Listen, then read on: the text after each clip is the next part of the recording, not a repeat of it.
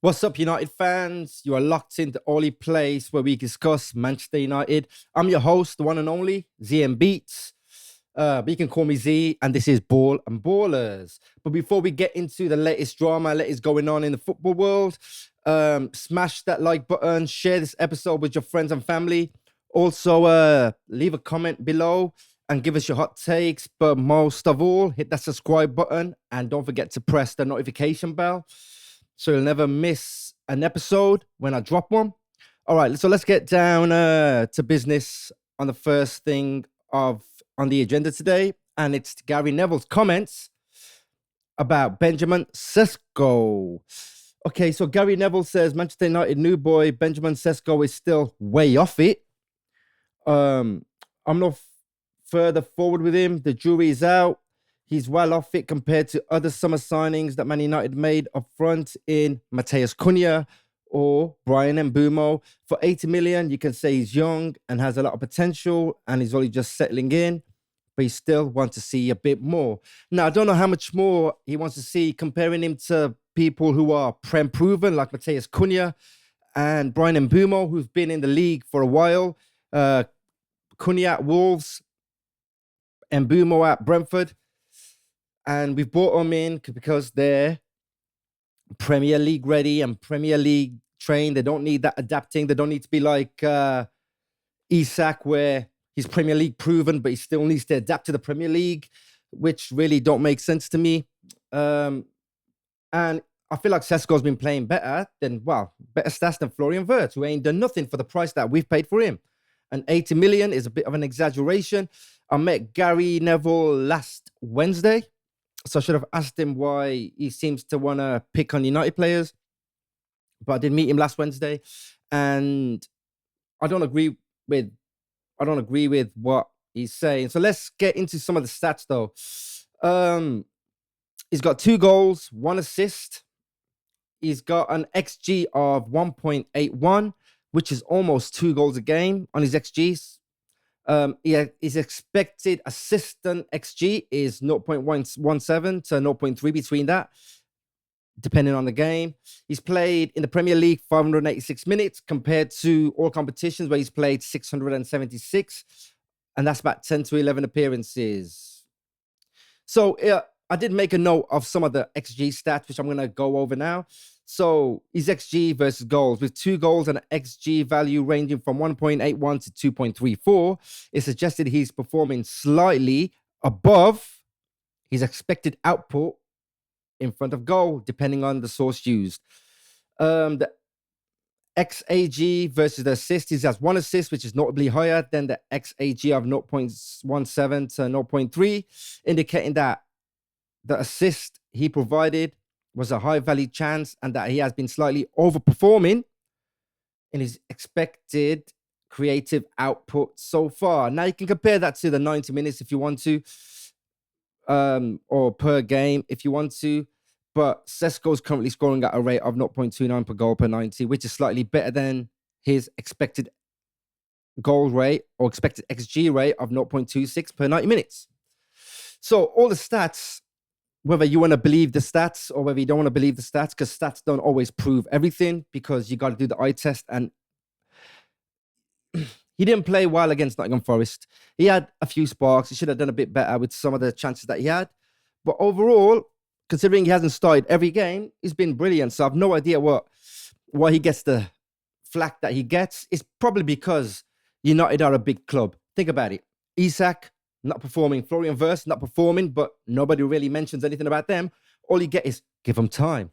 You're giving a Prem-proven player like Isak time to adapt to the Premier League. You work that out. And that is why United are a bigger club, because we can win 3 games, everybody's quiet. As soon as we draw, we didn't even lose. We drew 2-2. As soon as we draw, it's the whole, Sesko needs improving. This needs improving. That needs improving. Come on, man. Come on, man. So that is not something that I agree with Gary Neville about. Even his assists per 90. So his assist rate is 0.14 per 90 minutes, and is significantly higher than his expected assisted goals rate of 0.02 per 90. This indicates that the single assist he has recorded was either a very high value chance for the teammate, or he has been fortunate in converting a low probability pass into an assist. But if you don't want to believe stats and you don't want to go over stats, because sometimes I query myself. That's why sometimes I use an eye test. Look at the eye test. Long balls played to Sesko, flick on, Mbumo, Sanchez fouls him, sent off. Last game against Brighton, turn around, pass to Mbumo, cut in, score. He scored a few goals himself. He's been getting behind the defense a little bit against Nottingham Forest was a few times, especially with the pass by Mbumo from the left all the way down the field, where Benjamin Šeško should have done a lot better, should have controlled it better, but I wouldn't call that a flop. Wait, I think that Gary Neville's way off, and it's not really. I don't know whether he's watching the same games we're watching, but as a former United player, you should do what Carragher does and support your team. I mean, look at Carragher. If they're winning, he's laughing, joking, rubbing it in people's faces. Yes. When they're losing, he vanishes off the face of the earth and you don't see him attend any interviews because the team are flopping. And then as soon as Liverpool start winning again, he comes at the woodwork and then he starts blaming the system again, like he did yesterday. Or was it yesterday? I think it was yesterday. Yeah, maybe Sunday, but it starts blaming the system again. And it weren't really, yes, I blame the system at the start because I figured it was a system, but he weren't adapting. Now that he's adapting, I can't really blame the system because we won 3 of the last 4 games. We drew the 4th one. We haven't lost in 4 games. And that's better than we were last season, where last season we were just not doing anything. Even the first few games of the season, we came out against Arsenal, slammed it, absolutely performed. Even though we lost, the scoreline doesn't reflect the way we performed. Fulham, yeah, we blew that, but there was a chance of us winning if Bruno had scored that penalty. So there has been sparks, and there's been times where we played Grimsby and we were just totally poor.